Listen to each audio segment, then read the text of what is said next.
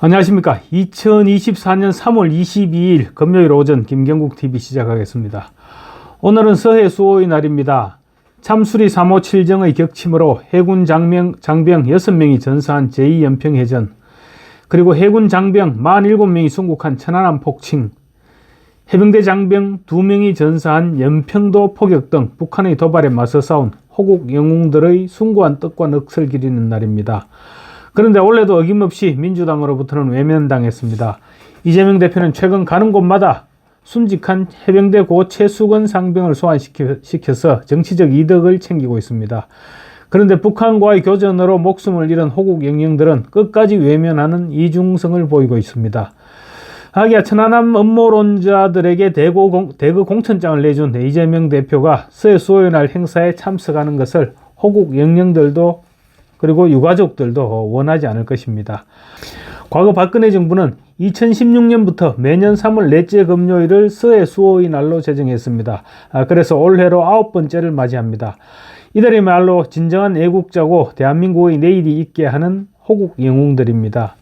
윤석열 대통령은 지난해에 이어 올해도 참석했고, 국민의힘은 한동훈 비상대책위원장, 윤재욱 원내대표, 유이동 정책위의장 등 당 지도부가 모두 참석해서 호국 영령들의 뜻을 기렸습니다. 그런데 민주당 이재명 대표는 끝내 나타나지 않았습니다. 대신 홍익표 원내대표를 참석시켰습니다. 이재명 대표는 기념식이 열리는 평택 2함대 사령부에서 불과 20km, 차로 30분이면 도착할 수 있는 거리에 있는 아산 등지를 순회하면서 서해 수호의 날 기념행사는 끝끝내 외면했습니다.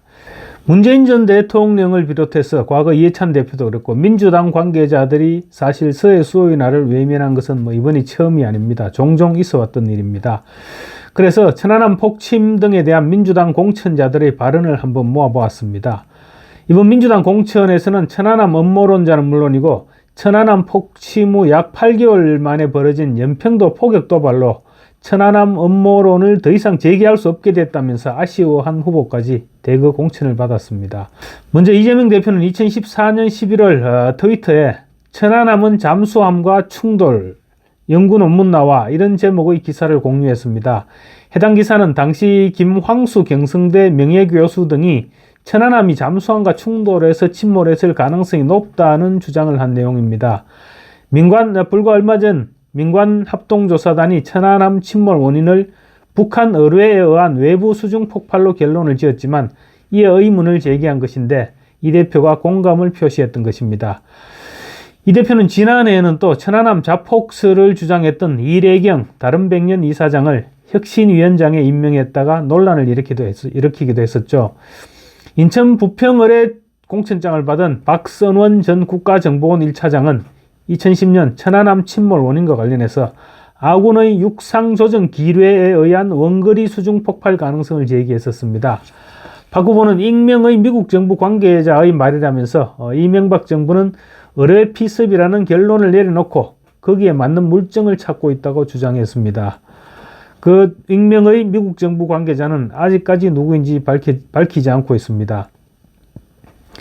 충남 서산 태안에 공천을 받은 조한기 전 청와대 의전비서관은 2010년 7월 페이스북에 일본 의뢰에 대해 아무런 의문을 제기하지 않는 언론들의 집단적 담합은 또 무엇인가 라면서 천안함 음모론을 부추겼습니다.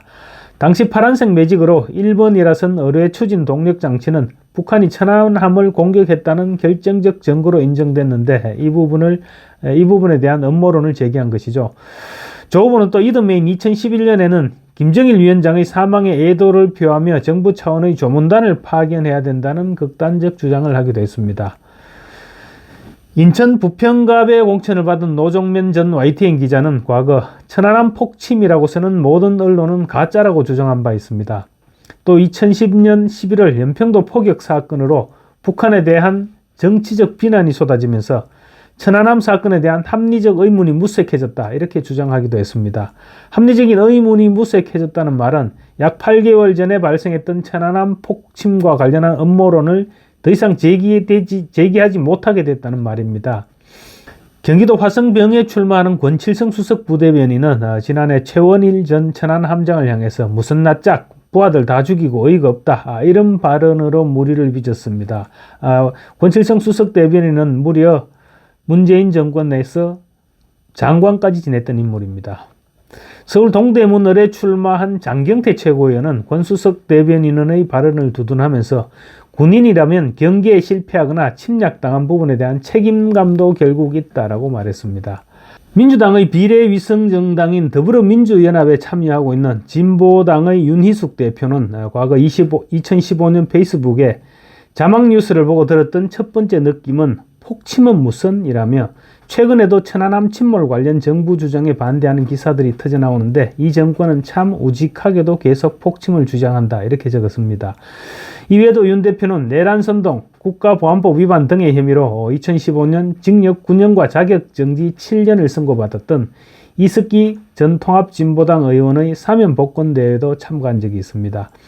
민주당 후보들의 반안보 발언은 이루 손꼽을 수 없을 정도입니다. 이번에도 이재명 대표가 앞장서 있습니다. 이 대표는 최근에도 그러니까 지난 1월 19일 당 최고위원회의에서 북한의 군사적 도발과 관련 선대들 우리 북한의 김정일 또 김일성 주석의 노력들이 폄훼되지 않도록 훼손되지 않도록 애써야 할 것이다 이렇게 말해서 여권의 비난을 받았죠.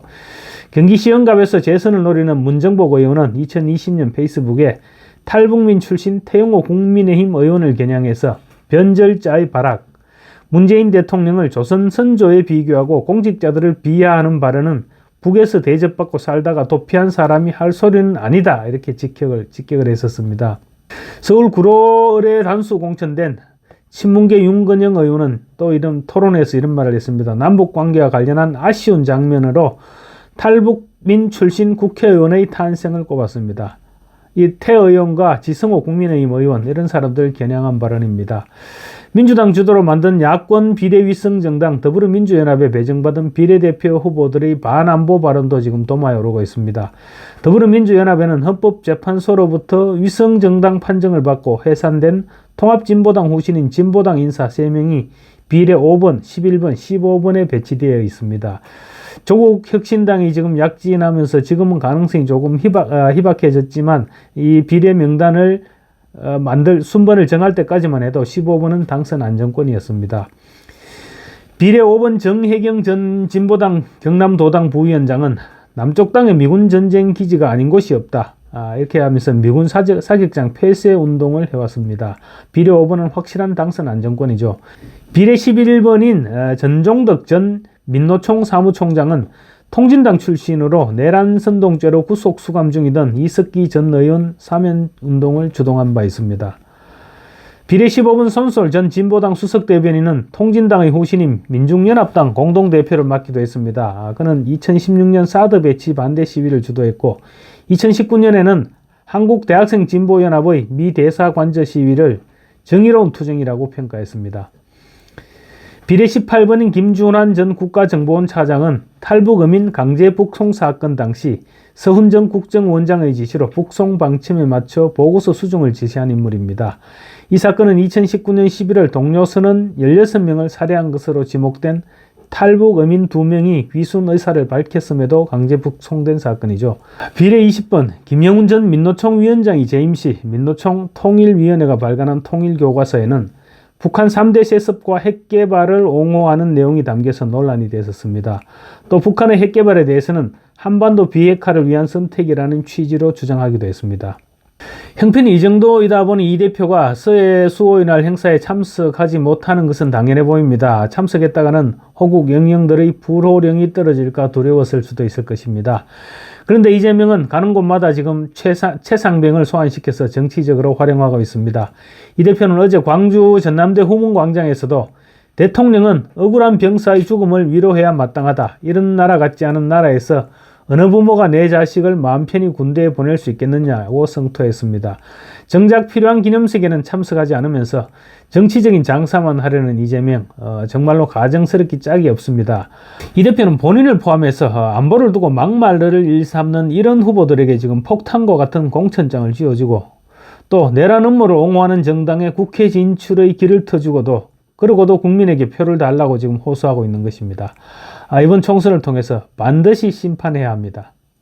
감사합니다.